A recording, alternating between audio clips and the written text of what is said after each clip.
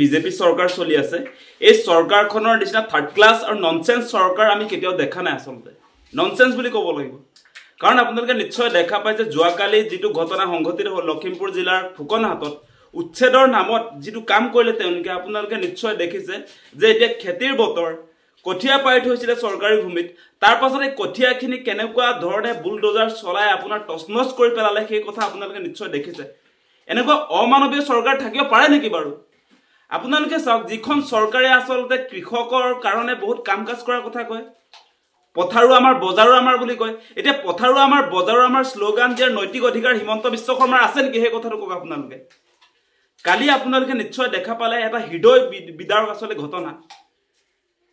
যে গুনগুন সেটিয়া নামৰ এগৰাকী ছোৱালীয়ে তেওঁ ভিডিঅ' প্ৰস্তুত কৰিছে তেওঁলোকে কঠিয়াটো খিচি থৈছিল চৰকাৰী মাটি তেওঁলোকে এদিন সময় বিচাৰিছিল এদিন সময় এতিয়া চৰকাৰে দিব নোৱাৰে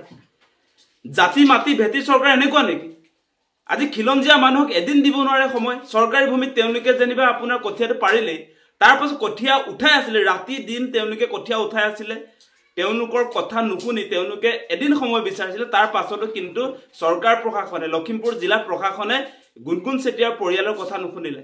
বুলডোজাৰ চলাই দিলে কঠিয়াৰ ওপৰত এনেকুৱা অমানৱীয় চৰকাৰ থাকিব পাৰে নেকি মানে ভিডিঅটো দেখাৰ পাছত আমি খঙত জ্বলি আছো আসলতে গতিকে হিমন্ত বিশ্ব শৰ্মাৰ স্পষ্ট কথা আপোনাৰ জাতি মাটিৰ স্লোগান যে ভুৱা সেই কথাটো আজি স্পষ্ট আপুনি নিদিব তেনেকুৱা স্লোগান আজি আপোনালোকে এদিন সময় নিদিয়ে থলুৱা মানুহক আনফালদি আমি দেখিছো আজি জিঞ্জাৰ হোটেল 13 সেপ্টেম্বৰ 2021 চনতে নোটিছ দিছিলে উচ্ছেদৰ কাৰণে আজিৰ দিনটোলৈকে সময়টো দিলে ন 4 বছৰ কিয় আজি জিঞ্জাৰ হোটেলক আপুনি উচ্ছেদ কৰিব নোৱাৰিলে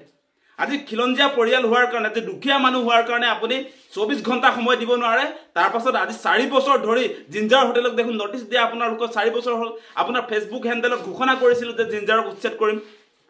আজিৰ তাৰিখলে বুলডোজাৰ তাত লগা পাৰিলে নে গতিকে এনেকুৱা নাটক নকৰিব আপোনাৰ চৰকাৰখন যে পুঁজিপতিৰ পকেটত সোমাই আছে এই কথাটো স্পষ্ট হৈছে আজি গুনগুন সেটিয়া এটা উদাহৰণ এনেকুৱা বহুত ঘটনা ঘটিছে অসমত আৰু আমাৰ মানুহবিলাকক আপোনালোকে নিশ্চয় দেখিছে প্ৰথমতে যেতিয়া মুছলমান মানুহ উচ্ছেদ কৰে তেতিয়া আমাৰ মানুহবিলাকে মাতবুল নকৰে এতিয়া মুছলমানৰ পৰা গৈ এতিয়া খিলঞ্জিয়া মানুহৰ আপোনাৰ বুকুত গজাল মাৰিবলৈ হিমন্ত বিশ্ব শৰ্মাই যত্ন কৰিছে চাই লওক হিমন্ত বিশ্ব শৰ্মাৰ প্ৰকৃত স্বৰূপটো চাই লওক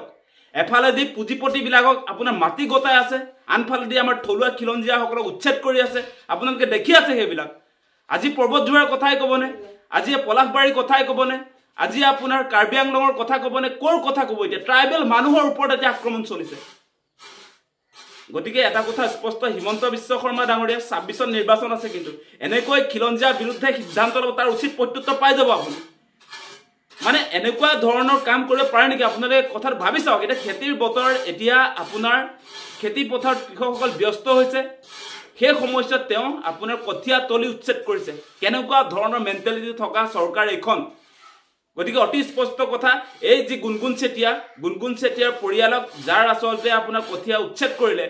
তেওঁলোকক উচিত ক্ষতিপূৰণৰ ব্যৱস্থা কৰক আৰু এনেকৈ ফটোৱা কাম কেতিয়াও নকৰিব সেই কথা সকীয়াই দিছো